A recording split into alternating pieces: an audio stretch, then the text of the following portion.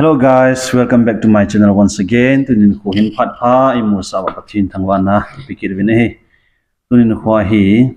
ke kahin chule ka koma to hi Kanao ning cha Hatneineng Khongsai ama jong hi ke pin pi mama Kanao agup channa hi in. Tunin khwa ama jong hin wa choi la khat an sa ding hin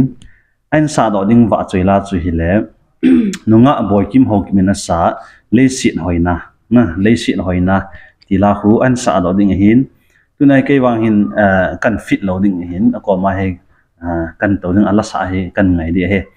i chun hon rong phata en ngai wen lang en ngai khom su ke di he on chule tun ko hen south out boarding khat o min hi chi chu he le tu le bible college sa ka to na teaching oza ka pan na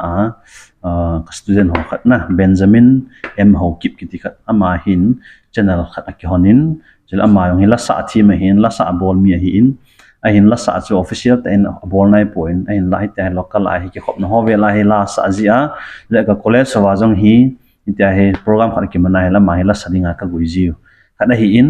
ejana no ya description na he link kan koi ding in hi chi link chu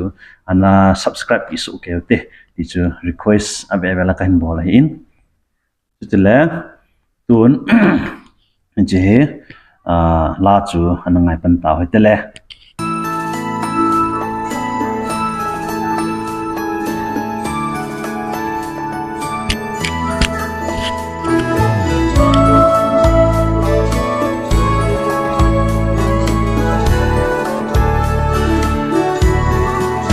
Leiset Hoina o kamu alau pina kamu tingle iho si sang nom ding pakai gam sin egel dosa on khatle tsugam matu ban baki sung kalending Mùi lấy xí ngái ta phô nghê Cùng suốt cái vã chơi gì đi Hình nuôi lấy xí lâu phí nà hi Ôn khất lệ mang sổ đình Thật sẽ kết nhà Xin găng vào Cho tị ni lâu hiểu đình Taga dot in lung e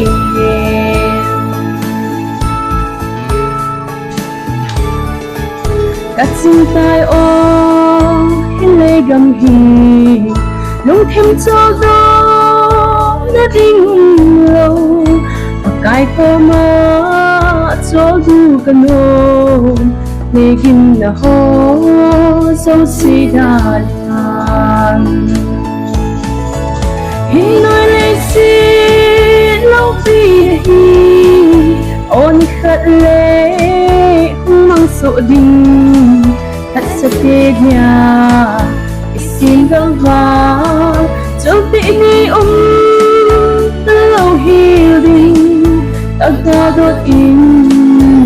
Nhìn em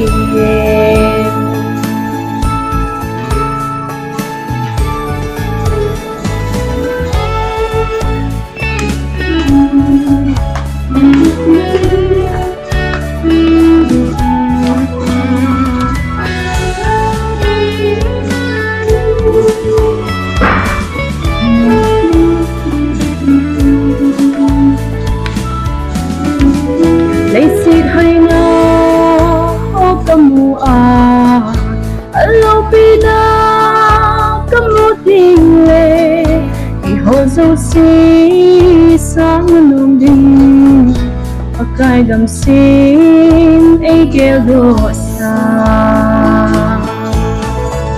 Hinui leiset lâu phí hi on khatle mang sổ đình Thật sẽ thế dia xin găng vào cho tị ni lâu hiểu đình Taga dot in lung e thật sa tê dia si vang ra cho bị mi lâu hiểu đi tao ta đó im muốn em